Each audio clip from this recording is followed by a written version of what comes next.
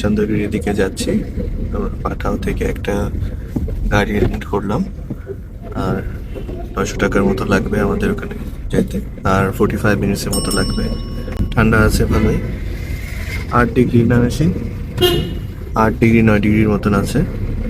আমরা এখন চন্দ্রগিরিতে চলে আসছি কেবল কারের জন্য। এখানে যখন আসছিলাম তখন মাত্র একটা ঝর্ণা চলছিল, এখন সবগুলো ঝর্ণা ওপেন করে দিয়েছে, খুব সুন্দর লাগছে। আর এখানে একটা ফটো বুথ আছে, এখানে কেবল কার লেখা। আপাতত সানরাইজ ডাইরেকশনটা এত সুন্দর যে ছবি খুব সুন্দর আসছে এখানকার। আর এই তো আমরা এখন যাব টিকিট কিনে ভিতরে কেবল কারের জন্য। এই যে আমরা কেবল কারের জন্য টিকিট নিছি। কেবল কারের সবার জন্য হলো 1320 টাকা। আম্মু যেহেতু 60 আপ, আম্মুর পড়েছে 990 টাকা।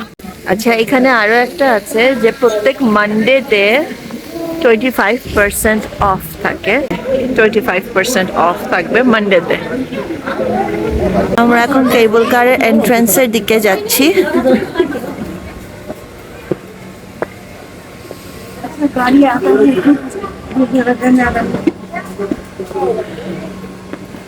এটা হলো কেবল কার স্টেশন, আই ডোন্ট নো এটা কি।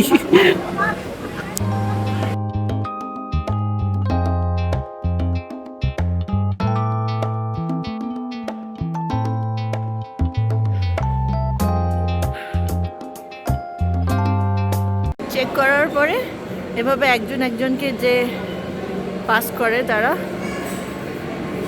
Should I go? Thank you. আর তারপর এখানে আমাদের সিরিয়াল কেবল কারে ওঠার জন্য। লাইন অনেক লম্বা হওয়া সত্ত্বেও আমরা তাড়াতাড়ি কেবল কারে উঠে গিয়েছিলাম। কেবল কারগুলো আস্তে আস্তে খুব স্লো মোশনে স্টেশনের কাছে এসে চলতে থাকে। আমি একটু ওয়ারিড ছিলাম যে আমরা আম্মুকে নিয়ে উঠতে পারবো কিনা, কিন্তু আম্মু ঠিকঠাক মতোই উঠে গিয়েছিল।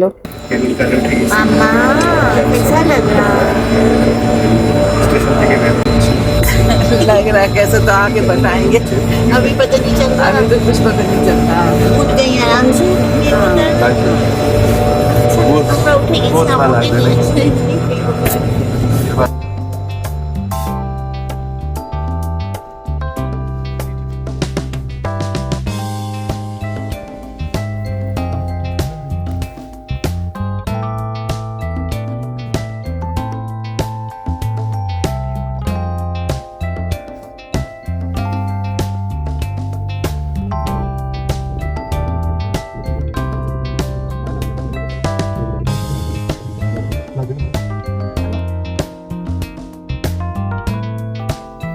তো আমরা চন্দ্রগিরি হিলে চলে আসছি কেবল কারে করে।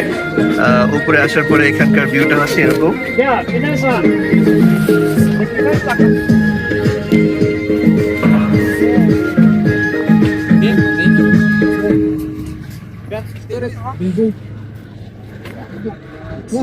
আর আমরা এখন একটু কিছুক্ষণ দেখবো এখানে আসলে আর কি কি আছে।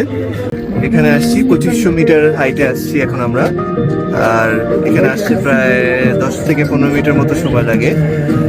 আর হাইটটা ভালোই, আর 1320 টাকা করে লাগে পার পার্সন রাউন্ড ট্রিপ আসতে যাইতে। সো টিকিটটা সাবধানে রাখবেন, কারণ ফেরত যাওয়ার সময় ওই টিকিটটাই আবার লাগবে।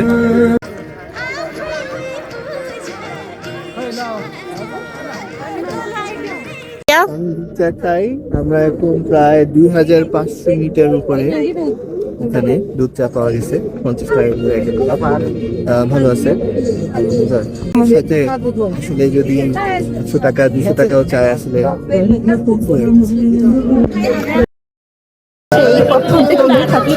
এটা চিজ ফ্লেভারের 150 টাকা, ভালো গেছে। তো আমরা এখন চন্দ্রগিরি হিলের উপরে, এখানে একটা রিসর্ট দেখা যাচ্ছে।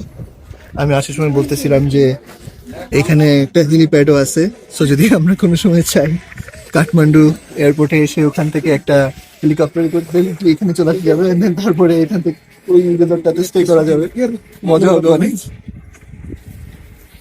এখানে চন্দ্রগিরিতে জিপ লাইন যেটা 100 মিটার, এটা হচ্ছে কিডসদের জন্য নেপালি রুপি 400, এবং যদি সেই জিপ লাইনটাকে যদি ভিডিও করতে চাই তাহলে 200 রুপি নেপালি রুপি লাগবে। টোটাল হচ্ছে 600 রুপিতে জিপ লাইনটা করতে চাইবে। এবং স্কাই সাইক্লিং যেটা আছে 600 Nepali rupee for adults, 2 way মানে যাবে এবং আসবে। আর সাথে যদি ওই সাইক্লিংটাকে যদি ভিডিও করতে চায় তাহলে হচ্ছে 250, সো টোটাল 850 নেপালি রুপি লাগবে ফর স্কাই সাইক্লিং।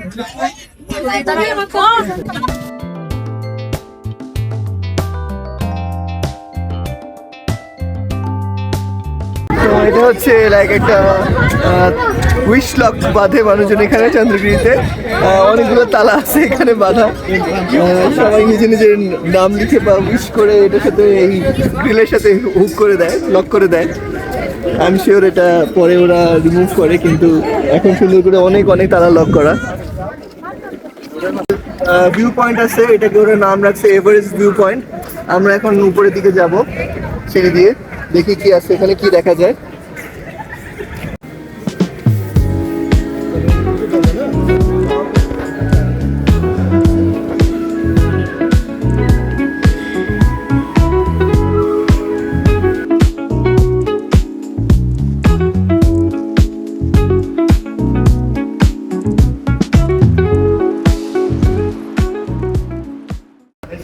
দেখো ভিউটা, উফ কি সুন্দর।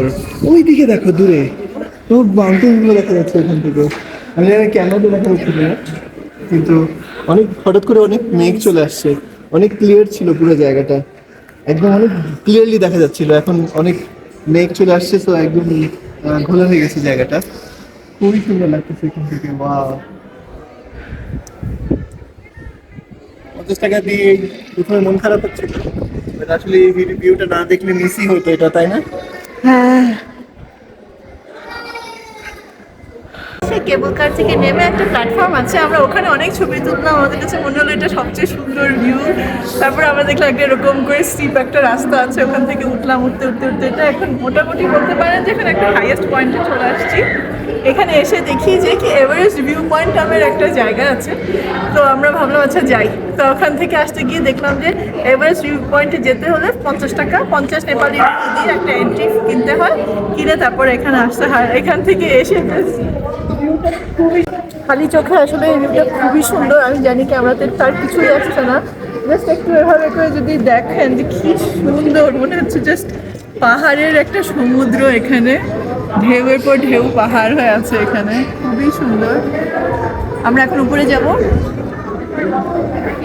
উপরে বেশি উপরে না, অল্প একটুখানি উপরে উঠলেই দেখা যাবে আকাশটা একদম পিওর নীল হয়ে আছে।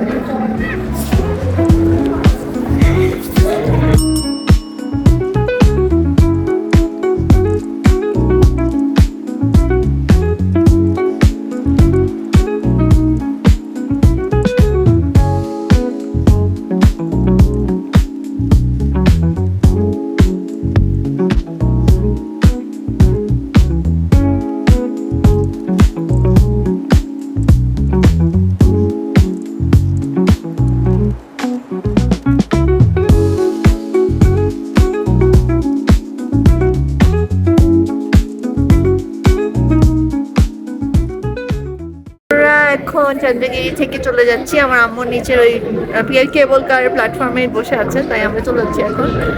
Bye bye bye bye Chandragiri. মানে মনে হচ্ছে যেন চোখের মধ্যে তুলে পাহাড়গুলো নিয়ে চলে যায়, এত সুন্দর। যতই দেখি ততই কম মনে হচ্ছে, কিন্তু অবশ্যই যেতে তো হবেই, নিজের বাসায় চলে যেতে হবে। কিন্তু আসলে মিস করবো, খুবই সুন্দর ভিউ।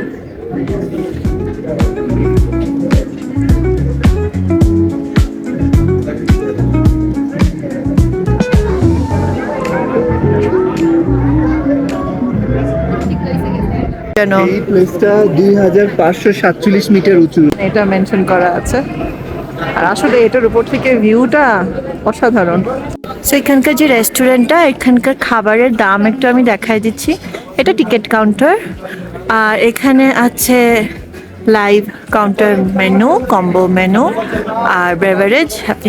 আমি যদি একটু জুম করি তাহলে আপনি এখানকার প্রাইসগুলো ভালো করে দেখতে পারবেন।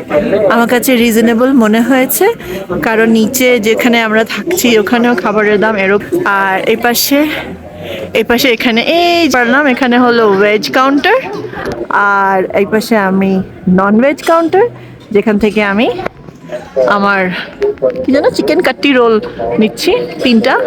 ওনারা প্রিপেয়ার করছেন, ওটার জন্য প্রিপেয়ার হয়ে গেলে ওনারা আমাকে ডাকবেন। এটা হলো আমার বিল। তো আমরা চন্দ্রগিরি হিল থেকে এখন নিচের দিকে যাচ্ছি কেবল কারে। 2500 সামথিং 51 মিটার আছি। এখান থেকে নিচের দিকে যাচ্ছি, শহরটা নিচে দেখা যাচ্ছে এখান থেকে। ও অনেক অনেক উঁচু, না একটু নড়তে চড়তেও ভয় লাগতেছে, ভিউটা খুবই সুন্দর। আমরা ভিউ দেখি। মাম্মা डर लगा बहुत ज्यादा।